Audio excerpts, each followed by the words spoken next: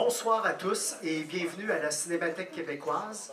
Bienvenue à cet événement spécial qui a lieu dans le cadre du 20e anniversaire du Festival Fantasia. Festival qui se continue jusqu'au 3 août inclusivement.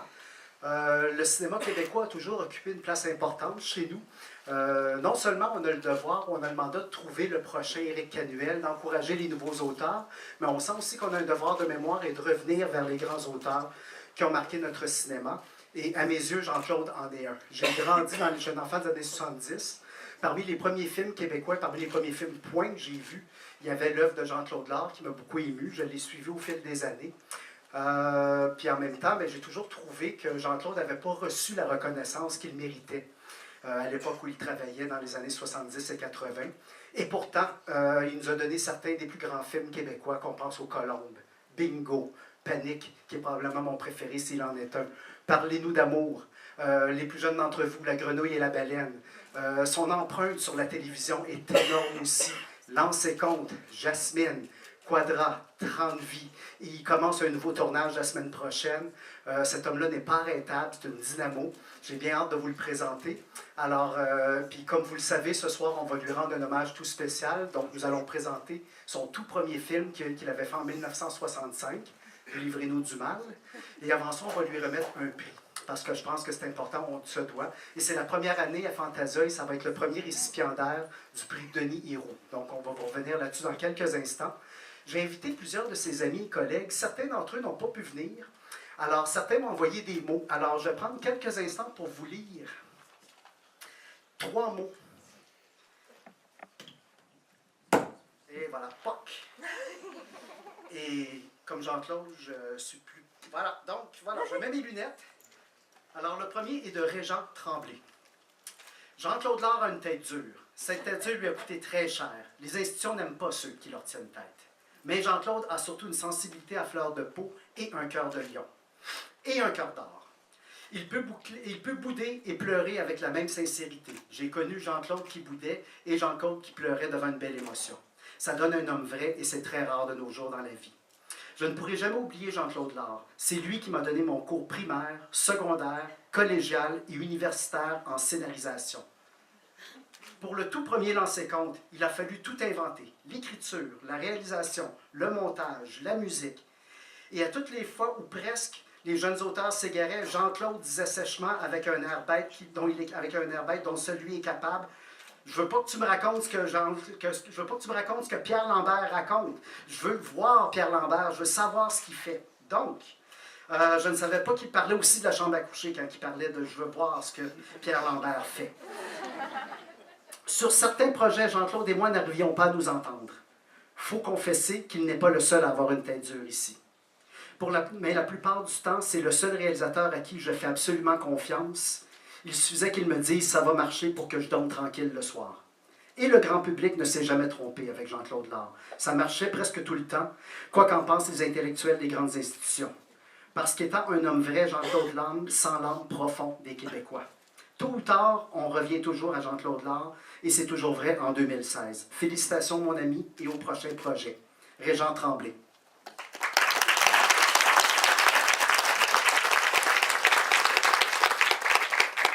J'ai un mot aussi de Michel Forget.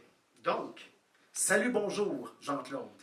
Excuse mon absence, je ne tourne pas, mais je préside un événement pour la recherche sur le cancer de la prostate ce soir. Je suis rendu à l'âge où on tourne peu, mais on préside beaucoup. Toi et moi, nous remontons à Bon Dimanche à l'été Métropole au début des années 70. Toi, chroniqueur, moi, régisseur. De chroniqueur, tu es devenu réalisateur. De régisseur, je suis devenu acteur. Nous parlions cinéma tout le temps. Par exemple, Stanley Kubrick, Orange Mécanique, un film que nous aimions beaucoup. Merci pour Lancé-Compte, où tu m'as beaucoup aidé à accoucher du personnage de Gilles Guilbeault. Merci aussi pour Lobby. Avec toi, Jean-Claude, je me suis toujours senti en confiance. Ton regard rassurant stimulait ma créativité. Merci encore.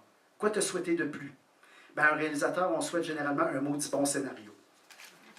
Je te souhaite le scénario de tes rêves, Jean-Claude. By the way, si jamais il y a un rôle pour un vieux dans ton scénario, je suis disponible, et ce, à prix d'amis. Salut, bonjour, Jean-Claude.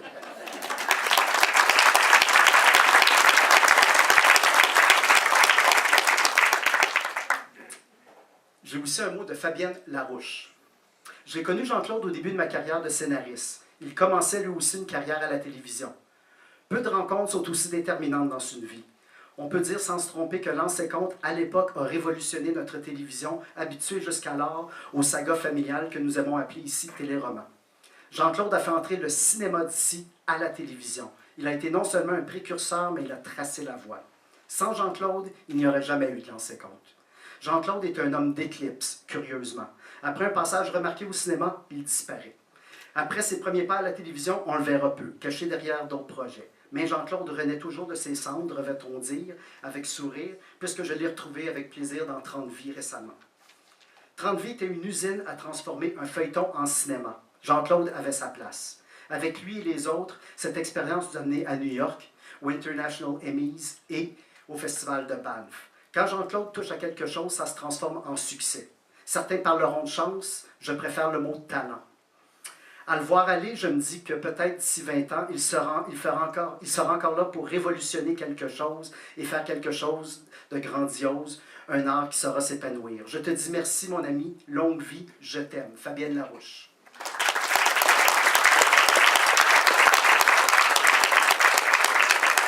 Je m'adresse expressément au projectionniste qui est dans la cabine. Nous avons aussi un mot, quelqu'un qui souhaitait adresser un mot de bienvenue et qui malheureusement ne pouvait pas être ici aujourd'hui parce qu'elle est en tournage.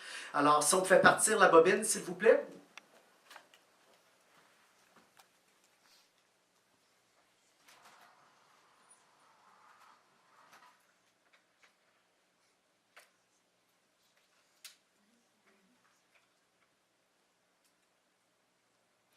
Mon cher Jean-Claude, c'est à ton tour de te laisser parler d'amour. Bravo pour cette belle soirée hommage, Jean-Claude. Merci. Tu as toujours été mon père spirituel, mon mentor, celui avec qui toute cette grande aventure-là a commencé. Je vous en souhaite encore plusieurs ensemble. Profite de chaque instant. Je t'aime beaucoup et pour longtemps. Bye.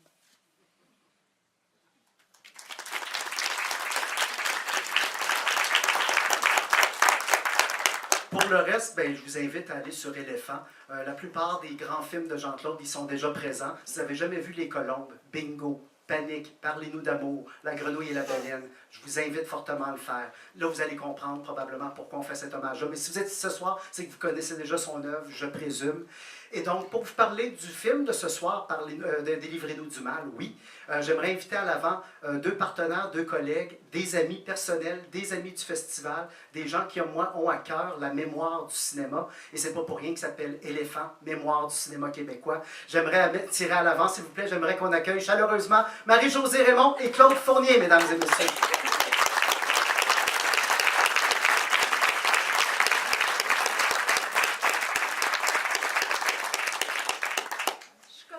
Effectivement, Éléphant, c'est la grande joie de redonner accès à ces films absolument formidables. Si on continue dans les petits mots, je veux juste vous dire que René Malo avait tellement hâte de voir le film restauré qu'il est venu hier soir. Ce matin, il m'a envoyé un petit courriel et il disait qu'on ne pouvait que se réjouir de l'apport de Jean-Claude au cinéma, qui est reconnu et qui est aujourd'hui salué par un prix qui porte le nom d'un autre mal-aimé de notre industrie, Denis Héroux. Bravo et merci à nous de faire que les films, autant de Jean-Claude que de Denis Héroux, sont visibles aussi sur Éléphant. Quand Marc m'a parlé de cette idée de faire le premier film de Jean-Claude, qui est Délivrez-nous du mal, il a fallu qu'on trouve qui avait les droits, parce qu'on commence toujours par le respect de ceux qui ont les droits, mais ensuite, il fallait le restaurer et le rendre aussi beau que les autres films d'éléphants, et ça dans un temps record, parce que finalement, Marc, tu ne m'as pas donné trop de temps. Alors, on a trouvé, en fait, c'est Pierre Patry, Coopération, qui était le producteur, et les droits sont revenus à ses enfants, que j'ai retrouvés. Et je veux juste saluer le travail formidable qui a été fait chez Melz pour la restauration. Maintenant, Éléphant fait ses restaurations chez Melz parce qu'ils avaient très peu de temps. Et Caroline Abel, qui est notre gestionnaire de projet, John de Montagu qui a fait les restaurations, parce que vous savez, des fois, dans ce temps-là, il y a toutes sortes de choses, il y a des poils dans la caméra, il y a des... etc., etc., il y a des déchirures, alors, qui s'occupe de la restauration.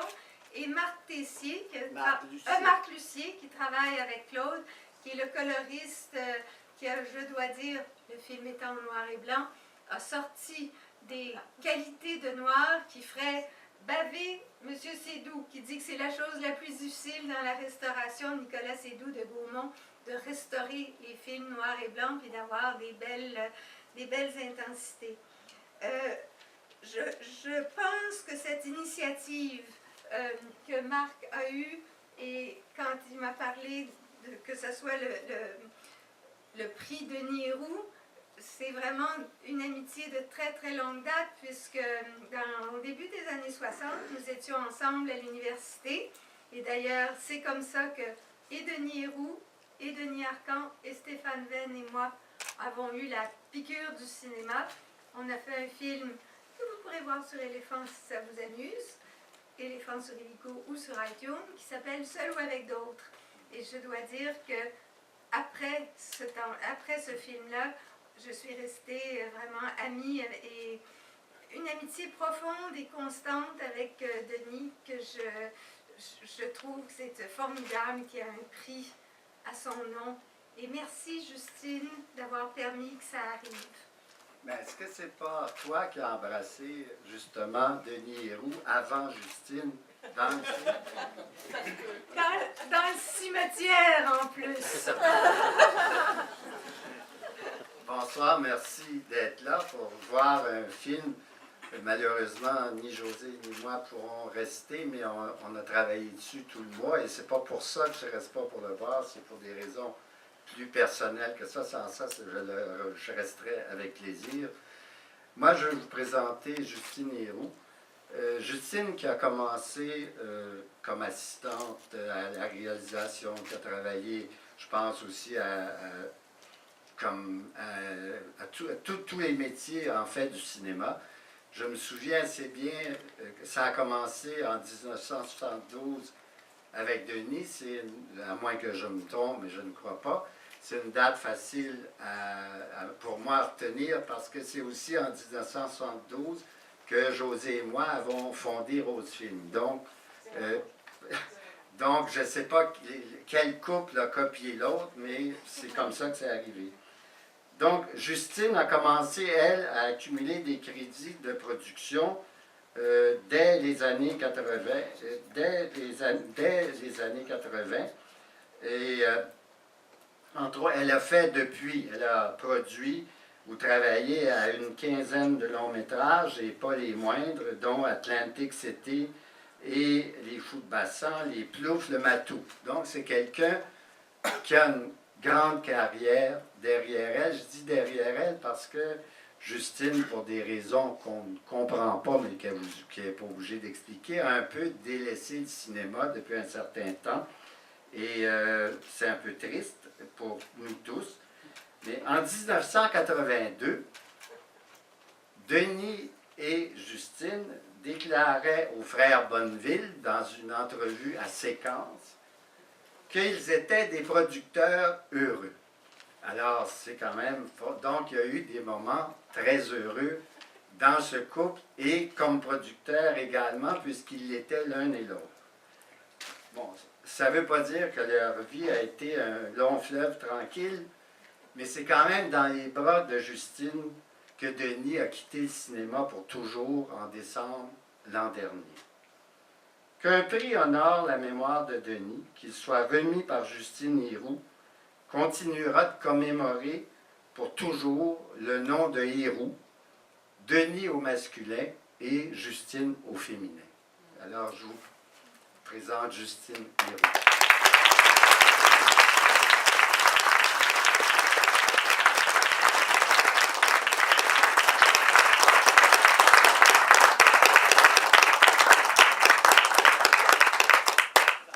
Bonsoir.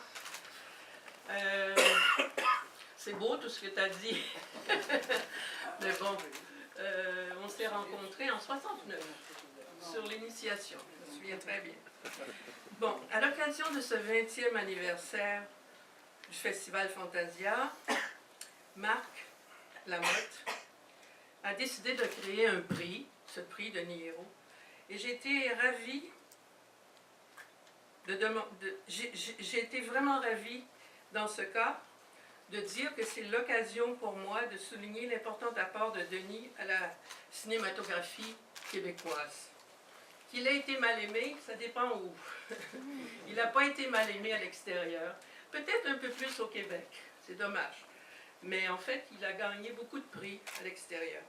Ce prix de Nihero, qui est dédié à Jean-Claude Lard, qui est un réalisateur qui représente un réalisateur populaire, et je suis contente de faire son couronnement de la carrière de Jean-Claude qui a débuté jusqu'à la fin, qui a débuté au début des années 60. À cette époque, Denis Héroux réalisait ses premiers longs métrages. On se souvient de Valérie, de toutes les initiations possibles, L'amour humain, Quelques serpents de neige, J'ai mon voyage. Tous ces films. Après plusieurs années, il avait voulu avoir plus de contrôle sur ses films et devenir producteur. Impliqué à fond dans le milieu, avec la collaboration des institutions, Denis imposa la coproduction comme moyen utile pour faire des films, qui ne se seraient pas faits probablement autrement. C'est important de le dire, car il a été d'une certaine manière le pionnier de la coproduction. Pour cela seulement, on le remercie. Il a fait progresser le Québec à l'extérieur du pays. Par ses nombreuses implications, il a contribué à l'avancement de notre cinématographie québécoise, ici et à l'international. 46 ans plus tard, on a des cinéastes, des producteurs, des distributeurs qui ont réussi et qui s'exportent et qui s'imposent. Je voudrais revenir à Jean-Claude Lard, qui est un réalisateur qualifié de marginal par certains, de touche-à-tout par d'autres, dans le choix peut-être qu'il fait de ses films, dans le choix éclectique de ses films. Pour moi, Jean-Claude Lard est un réalisateur populaire, mais très compétent et talentueux, qui a fait sa marque au Québec. Je me rappelle encore dans un de ses films, dans un film culte, une scène de Parlez-moi d'amour, une scène d'une audition d'une jeune femme, Jean-Claude, où l'on la voit se faire déshabiller dans le public, devant une caméra, devant plein d'hommes qui sont là, qui rient d'elle, à gorge déployée. Cette scène était très difficile, très dure, très mémorable. Encore aujourd'hui, on n'a rien inventé dans la cruauté envers les êtres un peu plus faibles. Je ne mentionnerai pas les humoristes. Ce film sur le showbiz québécois avait été boycotté pendant longtemps, je crois. Et Jean-Claude prend des positions qui dérangent, souvent. Son documentaire « Les criminels » en est un exemple aussi, qui est sur la décriminalisation de la prostitution. Ce film nous questionne beaucoup. En terminant, je veux ajouter que l'on est toujours vivant quand on continue à se questionner. Et je te remercie, Jean-Claude, et je te félicite pour ce prix. Je suis très fière de le distribuer.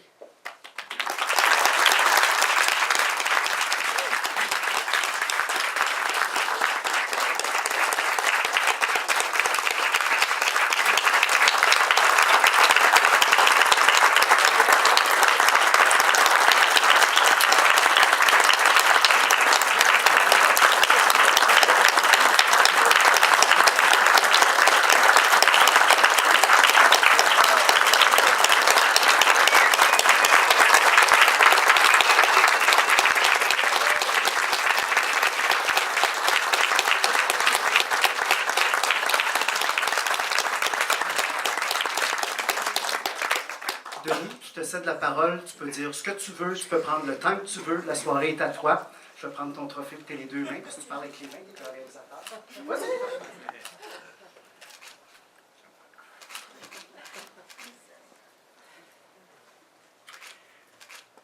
C'est probablement le pays le plus touchant que j'ai eu. Il faut dire que j'en ai pas eu beaucoup dans ma vie. J'en ai eu un pour Lancer Compte la première année. J'en ai eu un autre pour La Grenouille et la Baleine. J'ai celui-là aujourd'hui. Il y en a eu des prix à l'extérieur avec La Grenouille et la Baleine. Et moi, je veux vous convier à un autre rendez-vous. Celui de mon prochain prix. Que je recevrai quand je prendrai ma retraite, à 95 ans. C'est une blague, mais en même temps, je veux juste vous dire que je ne vis pas dans le passé. Que je commence un tournage lundi matin jusqu'au mois de mars, que j'ai plein de projets et que je regarde plus vers l'avenir que vers le passé. Mais quand j'entends tellement de bons mots sur mon passé, j'avoue qu'à tout à l'heure, je m'ébrouille un peu. Ceci dit, je dois des remerciements, beaucoup, à Marc, bien sûr, et à Fantasia, à Éléphant, Marie-Josée et Claude, à Madame Héroux, qui a vraiment dit de très bons mots pour moi. Et ça, encore une fois, j'en ai pas eu beaucoup dans ma vie. Et donc, je les prends avec grand plaisir. Denis Héroux, on commençait avec Seul ou avec l'autre en 61. Moi, j'ai participé à Trouble Fête en 63. C'est à l'époque aussi où Claude Jutras a fait son film qui s'appelait À tout prendre, de façon plus artisanale. Et on était ceux qui recommençaient à faire du cinéma de long métrage. Et je dois rendre crédit aussi beaucoup à Denis. Parce que pour les films qu'il a fait dans les années 60, Valérie, L'Initiation, et même Claude aussi avec Deux femmes en or, ils ont dépoussiéré la sexualité québécoise. On a été, moi en particulier, élevé dans un intégrisme catholique où tout était péché, où tout était noir. Et le succès remporté par des films comme Valérie, L'Initiation, Deux femmes en or, entre autres, ont attiré un public québécois qui ne venait pas au cinéma et qui ont été une base pour moi pour les films que j'ai faits dans les années 70. Alors ça, il a été très important. C'est vrai qu'un certain nombre de personnes, je vais faire peser mes mots, ne l'ont pas aimé, comme beaucoup ne m'ont pas aimé non plus à cette époque-là, mais je pense que c'était des jalons importants.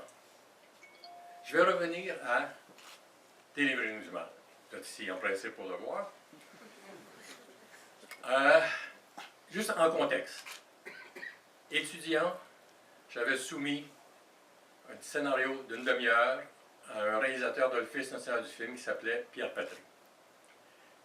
Quand il a eu lu, il m'a dit « Ça te tenterait-tu qu'on en fasse un long métrage? » J'ai pas dit « Es-tu malade? » mais c'est ce que j'ai pensé, parce que ça n'existait pas.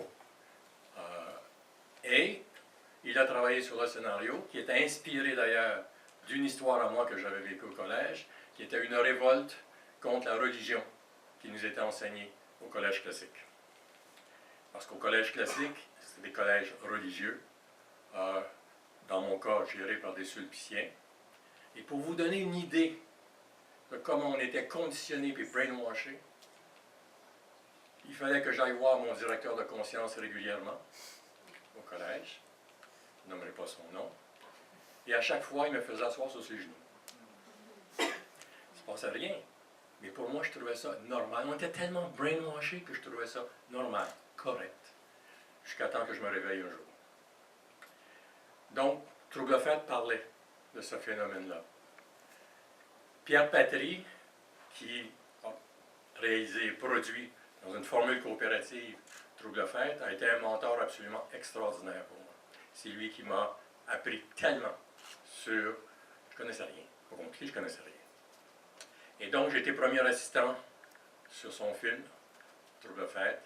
J'ai été premier assistant après ça sur La corde au cou, qui est l'adaptation d'un roman de Claude Jasmin. Ensuite sur Caïn. J'étais toujours premier assistant. Puis un jour, je me suis réveillé, j'ai dit, écoute Pierre, je pense que je suis prêt. Je pense que je suis prêt à faire un long métrage à mon... J'ai pas dit que je pensais que j'étais aussi bon que lui, là, mais en tout cas, j'ai dit, je pense que je suis prêt. Mais il dit, si t'es prêt, vas-y. Il dit, qu'est-ce que tu veux faire?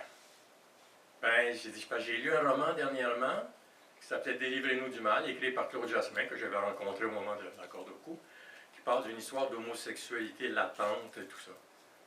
Il me dit, ben, vas-y.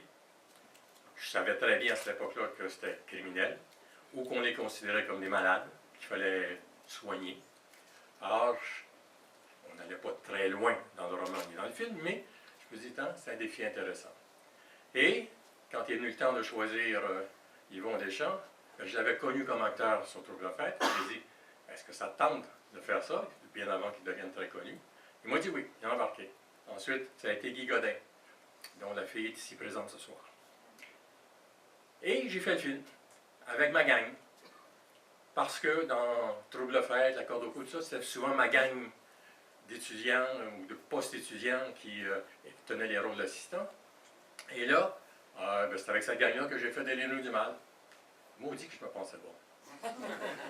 On a fait le film. Résultat, belle leçon d'humilité. Le film est sorti 4 ans plus tard. Personne ne l'a vu. Et pourtant, moi, quand je fais un film ou une série, je suis un communicateur plus qu'un artiste et je veux qu'il soit vu par beaucoup de monde. Là, j'ai manqué mon coup.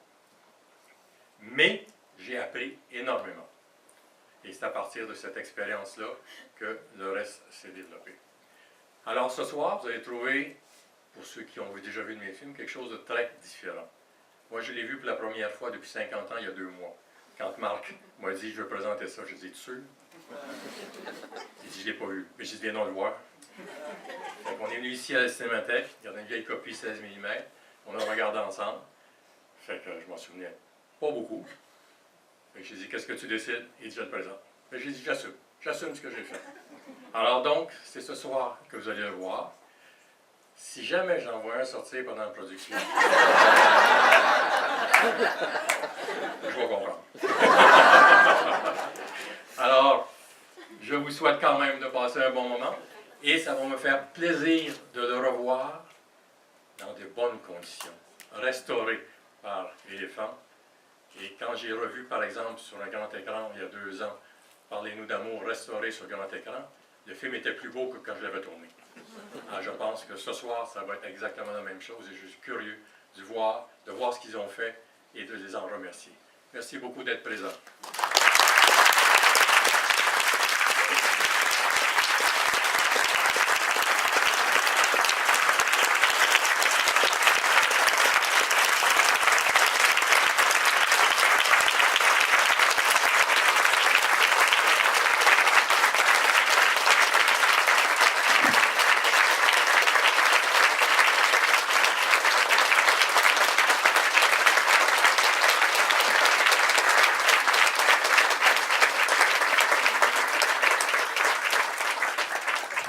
Non, faites-moi pas pour rien une autre fois, là, c'est assez.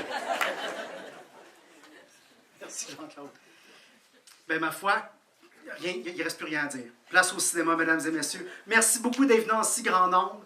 On vit à une époque où les gens disent que le cinéma est mort, mais c'est parce qu'ils ne viennent pas à la Cinémathèque puis ils ne viennent pas à Fantasia, parce qu'il y a encore des milliers de personnes qui sont prêtes à voir des films sur grand écran, comme vous. Je vous en remercie. Un film existe tant qu'il est vu, puis ce soir, ce film-là va être vu par beaucoup de monde. Merci tout le monde. Bonne soirée.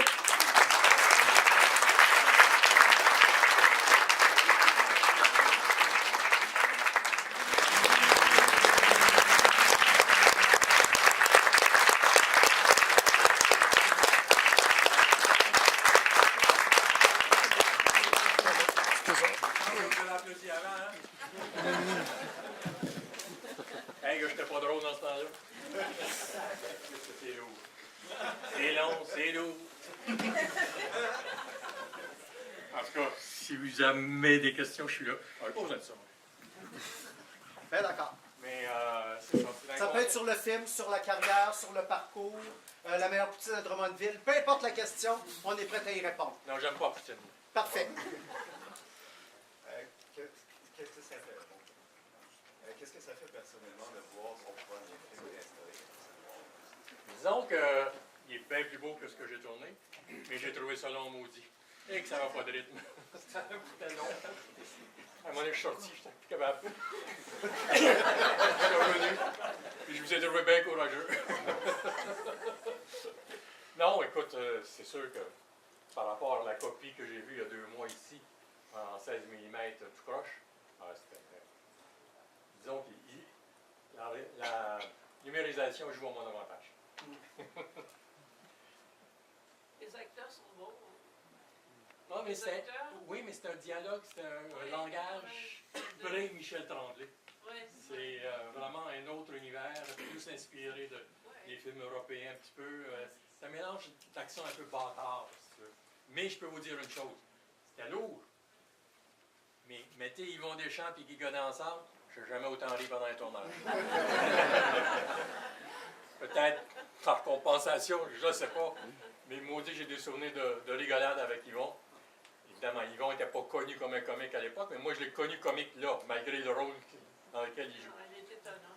Et, fait que, non, écoute, c'était vraiment... puis la musique de François, il y a tellement d'affaires dont je ne me souvenais pas. Ben, il y a 2 mois quand je l'ai vu, là, ce soir, je le revoyais des yeux. Je me dis, j'espère qu'ils ne se lèveront pas tous pour partir avant la fin. Moi, honnêtement, là, j'ai trouvé ça bien long. Tant mieux, merci de votre courage d'être resté. Oui. Catherine? Excuse. Ah, OK. On va passer. On va être à monsieur. Oui. Monsieur Lard, compte tenu que c'était très Je amusant. crois qu'on se rendait compte que vous avez ri durant le tournage dans le film. Mais ne soyez pas trop dur envers vous. Je vais vous dire, c'est vrai, j'ai trouvé ça très long aussi, probablement tant que vous. Mais vous savez, moi je suis un vieux, hein, j'ai les cheveux tout blancs, mais si on se rapporte à l'époque, je vais vous dire sincèrement, je suis très content d'avoir vu le film, parce que mon impression, c'est pas tout à fait fini, fignolé. Mais le tout, là, même si c'est long, je ne sais pas, je repars avec quelque chose de beau en moi, que vous avez su nous donner. En tout cas, c'est mon humble opinion, mais vraiment, sincèrement, même si c'était long, je comprends tout ce que vous dites, là. Des fois même, je me retenais pour ne pas rire. Moi aussi. Mais à travers tout ça, il y a quelque chose que vous avez donné, là. C'était votre premier film aussi, là, tu sais. Ben, sincèrement, je vous remercie. Pas être trop méchant non plus, en tout cas, je vous dis ça. Merci beaucoup pour ce commentaire. Il y avait une question de Catherine, ensuite il y a monsieur ici, puis ensuite on va aller voir la dame au fond. Bien, je pense que tu disais que tu es un communicateur. Honnêtement, moi, j'ai vécu énormément d'émotions là, en regardant ce film-là. J'aimerais savoir, regardant ta première œuvre, là, maintenant, quoi, c'est 40, 50? 51 ans. 51 ans. C'est quoi la plus belle leçon que tu peux en tirer? Humilité. Ouais. Écoute, on a fait ce film-là avec passion, avec désir de bien faire, mais on ne réalisait pas encore l'ampleur de ce qu'on avait à apprendre. Et ce n'est qu'une fois terminé, quelques années plus tard, que je l'ai réalisé. Mais ça a été une expérience extrêmement enrichissante. Et je dois remercier Pierre Patrick qui m'avait donné cette chance-là. Sans lui, disons que ma carrière aurait été bien différente. Parce que je l'ai suivi, il m'a suivi jusqu'aux Colombes, incluant les Colombes. Et ça a été vraiment... Moi, j'étais allé le voir dans un camp de cinéma. Il avait donné une conférence et j'avais été séduit par sa vision, non seulement du cinéma, mais de la vie. Et quand je l'ai rencontré pour vrai, plus tard, pour Trouble de Fête, ça a été vraiment la confirmation de ce que j'avais ressenti, émotivement, la première fois que je l'avais entendu. Et c'est lui qui m'a donné l'audace de faire mon premier film. Et ça, je devrais toujours lui en être reconnaissant. Ben, bravo. Puis il y avait aussi une petite chose que je n'ai pas dit tout à l'heure sur Trouble Fête, parce que c'était un souvenir tellement extraordinaire. J'étais assistant, je ne connaissais rien. Et j'ai célébré mon 20e anniversaire de naissance le 6 juin 1963 au son du Bonne Fête de Claude Léveillé. Parce que Claude Léveillé jouait dans... Excusez-moi. Parce que Claude Léveillé jouait dans le film, et ça, c'est un souvenir dont je me souviendrai toujours. Chanceux. Oui, effectivement. J'ai, malgré des périodes difficiles, été très chanceux dans ma vie. Parce que, j'ai la santé pour continuer. J'ai encore le feu, la flamme pour continuer. J'ai des projets extraordinaires, même si je me bute souvent aux institutions, diffuseurs et autres. Mais je ne lâche pas. Quand j'ai fait Les Criminels, personne ne voulait rien savoir de ça. Je l'ai fait par moi-même avec l'aide de bien des chums à moi et des compagnies. J'en ai un autre sur les religions que j'essaie de faire, peut-être dans le même esprit, si on ne réussit pas à travers. J'ai plein de choses encore à dire.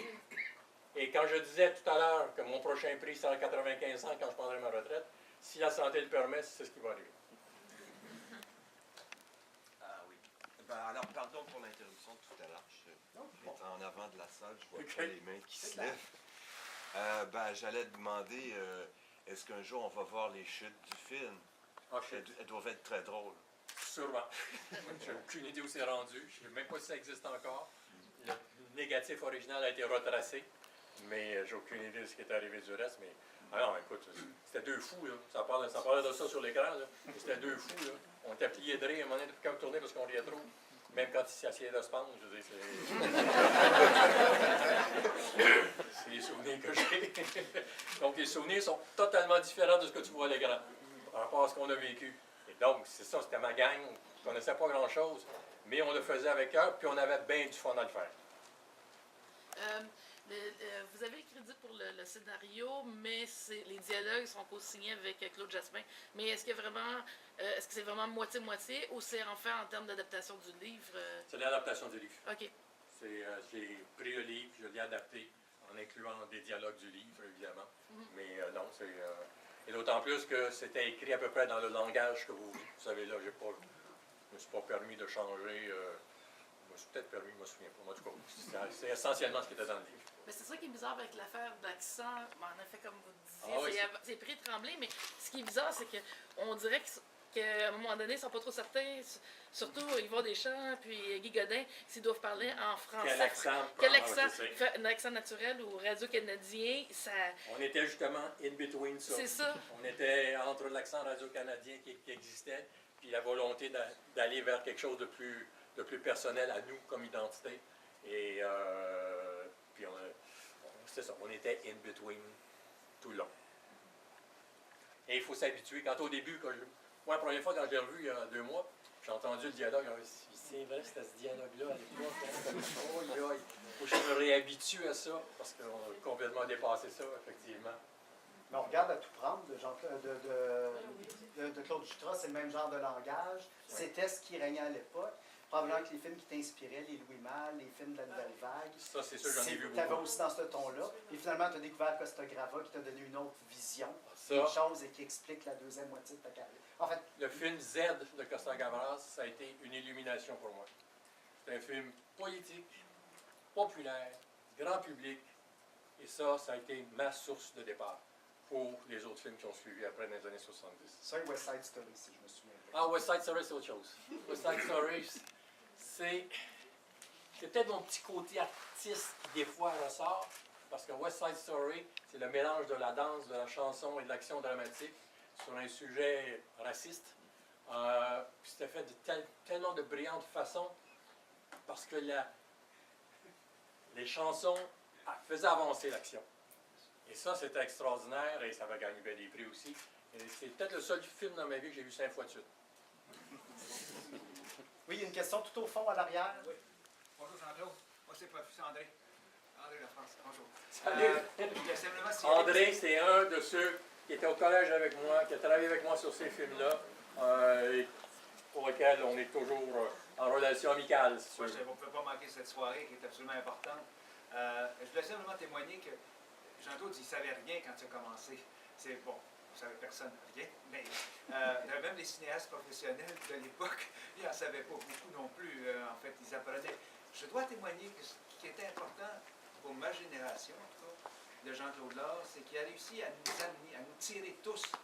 On n'a jamais osé faire ce qu'on a fait. Humblement, on n'était pas les principaux, mais toute cette génération-là, vous en voyez déjà, je reconnaissais encore des têtes d'étudiants en tour de fête, c'est plus... on se voit J'ai vu une figurante qui était ma première blonde maintenant. Et je dois dire que c'était ça la force de Jean-Claude, c'est que c'était toujours, il est capable, on lui faisait confiance. C'est un gars qui, quand il dit quelque chose, tu sais qu'il va le faire. Des fois, à son grand dame, parce qu'il y a des gens qui lui reprochent de l'avoir fait. Mais il va le faire, et de sorte que quand il nous a traînés tous, toute une génération, on l'a suivi. Et moi, je lui dois, je ne sais pas combien, mais de peu de choses que j'ai fait dans ma vie, c'est grâce à lui, parce que il avait tellement une tête de cochon qu'on disait, on ne va pas le laisser aller tout seul, on va y aller. On va le faire avec lui. Puis on l'a fait. Et puis à Patrick, bien sûr, devant tous, notre maître à tous, mais Jean-Claude, je dois le dire au nom de tous ses amis, tous ceux de sa génération, c'est lui qui nous a tirés. Et pour beaucoup, je ne suis pas le seul, on peut dire que si on a fait des petites affaires par rapport à lui, mais si on a fait des choses dans d'autres domaines, pas nécessairement dans c'est à cause de lui. Parce qu'il y avait cette tête de cochon. Et ça, je dois dire que je suis tellement content d'avoir été l'ami de cette tête de cochon. Mais je voulais simplement poser une question à Jean-Claude en public. C'est une des rares fois où tu as travaillé sur un scénario qui n'était pas de toi, en fait. Il y a eu le film avec Tremblay pour Parlez-nous d'amour. Mais après, c'est une autre façon complètement de travailler. Et toi, ça m'a toujours étonné. Bon, cette fois-là, il fallait, parce qu'il fallait un scénario qui était reconnu. Bon, on sait pourquoi c'est arrivé comme ça. Mais c'est pas ta façon de travailler. Tu as besoin de dire quand tu as quelque chose à dire. Sur ce que j'appelle des films personnels et non pas des films de commande, c'est sûr que j'aime bien m'impliquer au niveau de la scénarisation. Soit en co-scénarisation ou en scénarisation unique. Mais oui, j'aime bien m'impliquer parce que je considère que j'avais une tête de cochon, que j'ai eu une tête de cochon, que j'ai une tête de cochon, que je l'aurai jusqu'à la fin. Je suis né avec ça. Merci. On aura le temps peut-être pour une dernière question. Dans le film, le fait qu'on a l'impression parfois que c'est lent, c'est peut-être à cause de la langue très écrite aussi. Sûrement, ça en fait partie. Parce que les cadrages, j'ai trouvé, sont magnifiques du début à la fin. Les cadrages, j'en ai pas vu un qui n'était pas parfait. Seigneur. Ça va, ça? OK. Ça va prendre à prendre des compliments. Il y avait la dame ici qui avait une question. Ah, et ensuite, il y a là-bas. Oui? En parlant de scénario, qu'est-ce qui vous a attiré justement? Parce que c'était quand même un sujet, une relation entre deux hommes à l'époque. Je ne sais pas déjà qu'aujourd'hui ça continue de faire des drames à l'époque. Je ne sais pas comment ça avait été. Moi, je peux vous dire que je n'ai jamais été attiré par les hommes. Qu'est-ce qui vous a attiré dans ce scénario-là? Puis comment ça avait été reçu à l'époque? Est-ce que ça a choqué? Bien, ça n'a pas été reçu parce que ça n'a pas été vu. C'est sorti 50 ans, je pense, le 1er juillet, personne ne l'a vu. Alors ça, c'est pas eu de réaction publique. La première réaction publique, je pense, c'est ici ce soir. Non, c'est... Quand j'étais au collège, j'avais des amis qui s'en allaient en médecine et qui me disaient l'homosexualité, c'est une maladie. Il faut la soigner. Je disais, êtes-vous malade? On naît biologiquement de façon différente, qu'on appelle après ça homosexuel, mais je me battais toujours contre ces préjugés-là. Et quand je suis tombé sur le livre de Claude Jasmin, il traitait un peu, de façon très timide, mais il traitait de cette... Mais c'est pas uniquement ça qui m'a attiré. C'est la possibilité que j'ai eue à un moment donné, parce que je connaissais Claude Jasmin, parce que je connaissais Yvon Deschamps, parce que Pierre Paté me faisait confiance, j'ai eu la possibilité de faire un film. Je voulais faire un film, c'était urgent. Urgent. Et donc, c'est la concordance de ces deux éléments-là qui ont fait que j'ai fait ce film-là. Mais si j'avais à leur faire aujourd'hui, je le ferais un peu différent. Qu'est-ce que vous feriez différemment? Moi, j'irais plus loin. Plus loin? Ah oui. Au niveau de l'image? C'est un peu effleuré. Non, au niveau du contenu. La relation. Au niveau de la relation. Absolument. Dans un rythme différent, plus moderne, c'est sûr que ce qui était là. Non. Il faut comprendre les contraintes légales. Jusqu'en 69, C'était interdit par la loi d'être homosexuel. Si un club était accusé d'avoir un regroupement d'homosexuels, on pouvait le fermer, les gens allaient en prison. Et c'est seulement en 1969 que Pierre Trudeau a passé la loi Omnibus qui a donné les droits égalitaires à tous les hommes, à toutes les femmes, de tout sexe. Et donc, même dans le film, il y a le mot homosexuel, ni dans le livre d'ailleurs, aucun mot comme gay, homosexuel, tout est suggéré, parce qu'en plus, légalement, on ne pouvait pas le dire. Fait que là, en plus, ajoute à ça la répression religieuse d'époque, la censure. Ça ne devient pas un sujet brûlant, mais c'est un sujet explosif, carrément. Moi, quand j'avais 19 ans, là, les films étaient tellement censurés que je partais avec 2 chums dans ma petite Volkswagen, on allait à New York une fin de semaine.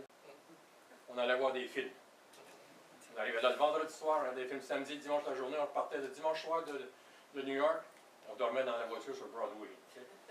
Et on est parti de New York à minuit pour rentrer, suivre nos cours en dormant à 8 h le matin.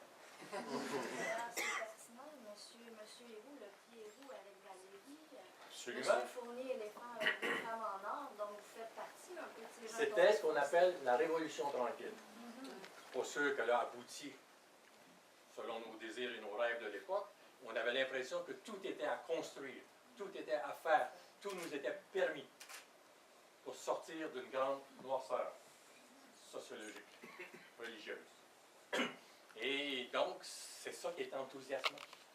Et ma période noire, si on veut, c'est surtout les années 70, une période de dénonciation. On était dans la Révolution tranquille, on dénonçait tous les abus qu'on pouvait trouver quelque part. Et plus tard, j'ai essayé d'être plus positif que négatif. Commencer avec la grenouille, la baleine et d'autres. Mais, à cette époque-là, c'était une époque, justement, fiévreuse, de reprise de possession de notre vie collective et personnelle, ce qui n'était pas le cas jusqu'au début des années 60. Quand vous dites que ça n'a pas donné, qu'est-ce que vous auriez aimé? Qu'est-ce que vous auriez aimé que ça fasse cette révolution-là?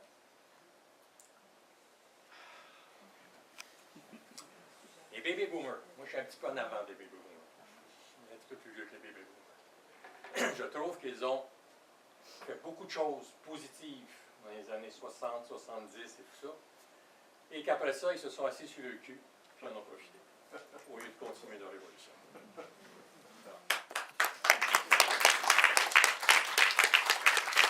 il y avait une dernière question là-bas. C'est vraiment la dernière, c'est pas pour être méchant, mais il y a une projection à l'avant et on doit quitter. C'est pas une question, je suis un auteur de film, peut-être moins que la plupart des personnes ici, mais je veux vous remercier d'avoir été un artisan de la Révolution tranquille, d'avoir eu assez de cran pour faire des films comme ça. Moi, j'ai vu Bingo quand j'avais 18 ans, ça a complètement bouleversé ma vie. J'étais une petite fille bien rangée, là, j'ai vu ça, puis ça fait comme, wow, il y a quelque chose qui me dépasse ici. Mais je vous remercie beaucoup pour tout ce que vous avez fait. Et je vous souhaite de faire encore des films encore aussi merveilleux que ceux que vous avez fait jusqu'à maintenant. Même s'ils n'ont pas été vus, aujourd'hui, les gens sont plus ouverts d'esprit, donc vous avez encore plus de possibilités. Alors, foncez, allez-y, soyez vous-même. Parlez aux diffuseurs pour vos institutions.